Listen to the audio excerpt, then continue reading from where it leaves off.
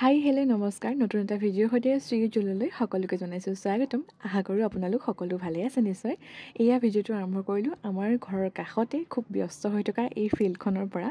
যিহেতু এইকেইটা দিন আমাৰ গাঁৱত খুব বেছি ব্যস্ত হৈ আছে সকলো, আৰু লগে ভাগে মিলিজুলি খুব কাম কৰি আছে সকলোৱে। আৰু সৌৱা আমাৰ আইসকলেও তিনিআলিৰ মূৰতে ৰৈ পেলাই খুব বেছি আলোচনা কৰি আছে কিবাকিবি, আৰু এইসমূহ দেখি নিশ্চয় ধৰিব পাৰিছে এয়া কিহৰ ব্যস্ততা। তো এয়া আমাৰ ভাইটিকেইটাই এতিয়া ব্যস্ত হৈ আছে ধানৰ পতানৰ কালাৰ চেঞ্জ কৰাত, আৰু যিটো কালাৰ এটা চেঞ্জ কৰিছে তাৰ পেকেটটো হৈছে এইটো, মানে আহোঁতে এইটো পেকেটটো বেলেগ এটা কালাৰ আছে, আৰু ইয়াৰ পৰা ৰংখিনি ওলোৱাৰ পিছত অকণমান পানী লাগিলে কালাৰটো এয়া বেলেগ হৈ যায়। তো এনেকৈ ৰংচনীয়া বৃন্দাবনখনৰ আঁৰৰ কাহিনী আছিল এইখিনি আচলতে, সেইকাৰণে অকণমান আপোনালোককো দেখুৱালোঁ কামবোৰ কেনেকৈ চলি আছে।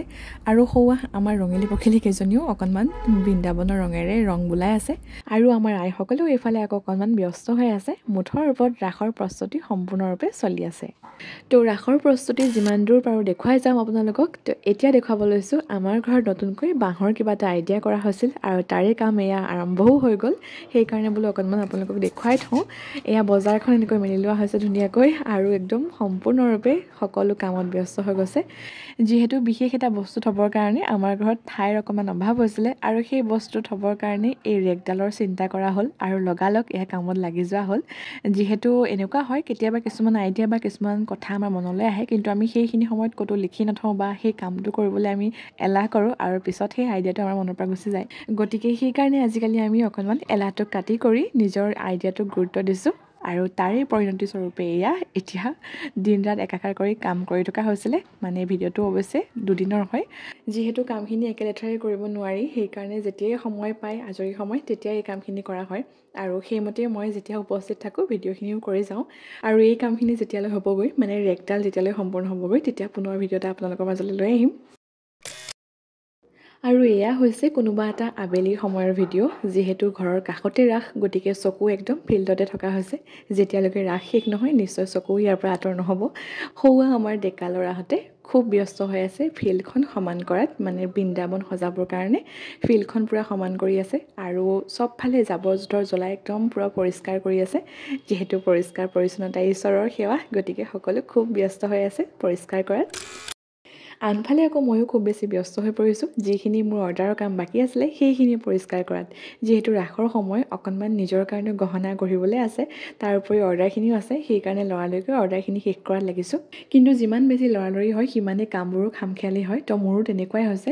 এয়া পেকিঙৰ কামখিনি শেষ কৰিব লওঁতেই ইফালে আকৌ পিন শেষ হ'ল, ইফালে আকৌ টেপো শেষ হ'ল। গতিকে কোনোমতেহে আগৰ পুৰণা টেপ মেনেজ কৰি মেলি পেকিঙৰ কামখিনি শেষ কৰিলোঁ। আৰু পেকিং কৰা অৰ্ডাৰটোত এই দুযোৰকৈ শেৱালি ফুলৰ ফুলি আছিলে, এযোৰ অকণমান তেনেই আৰু এযোৰ তাতকৈ অকণমান ডাঙৰ, এনেকৈ অৰ্ডাৰ আহিছিলে।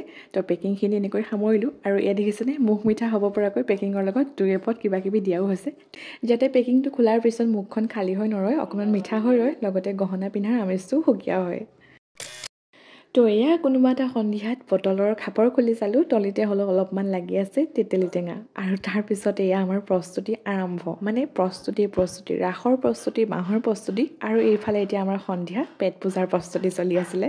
অৱশ্যে এই প্ৰস্তুতিভাগ আগৰ পৰাই আমি ঠিক কৰি থৈছিলোঁ, কিন্তু কেতিয়াও প্লেনবোৰ ছাকচেছ নহয় বুলি কথা এষাৰ আছে নহয়। তো আমাৰো তেনেকুৱাই হয়, সদায় আমি ভাবি থাকোঁ যে এনেকৈ কিবা এটা নিজ হাতেৰে বনাই পেলাই খাম, আৰু কিন্তু নাই, কেতিয়াও নহয়গৈ। তো সেইকাৰণে সেইদিনাখন সন্ধিয়াই আমি সকলোবোৰ যা যোগাৰ কৰি লাগি গৈছিলোঁ এনেকৈ। আৰু ধৰিব পাৰিছে আপোনালোকে ইমান সৰু সৰুটো পুৰি কেতিয়াও হ'ব নোৱাৰে। তো কি হয় নকওঁ বাৰু, এতিয়াই ভিডিঅ'টো শেষলৈকে চালে গম পাবই। তো এই অকণমানি পুৰিকেইটা বনাবৰ কাৰণে আমি লৈছিলোঁ চুজি আৰু অকল আটা, এই দুইবিধ সামগ্ৰী একেলগে মিহলাই গৰম পানীৰ সহায়ত ধুনীয়াকৈ ডো এটা বনাই থৈ দিছিলোঁ, আৰু অলপ টাইমৰ পিছতে আমি এনেকৈ বেলিবলৈ আৰম্ভ কৰিলোঁ। আৰু বাকী এয়া মোৰ ভণ্টিহঁতে সহায় কৰি দি আছে, মই মাথো কামখিনি কৰি গৈ আছোঁ।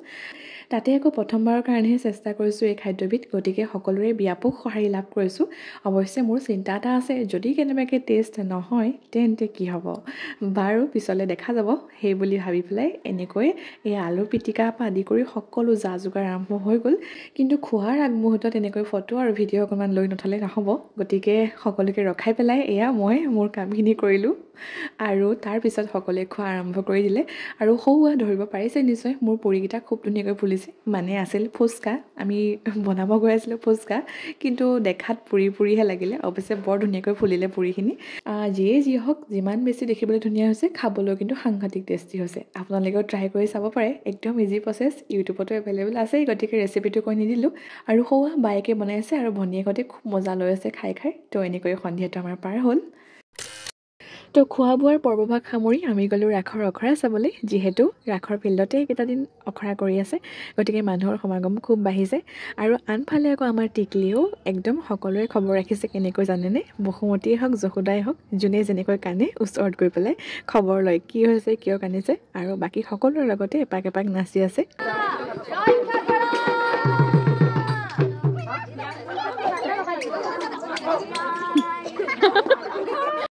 তো এনেকৈ আমাৰ ৰাসৰ প্ৰস্তুতি চলি আছে বাকীখিনি ভিডিঅ' খুব সোনকালে আপোনালোকৰ মাজলৈ লৈ আহিম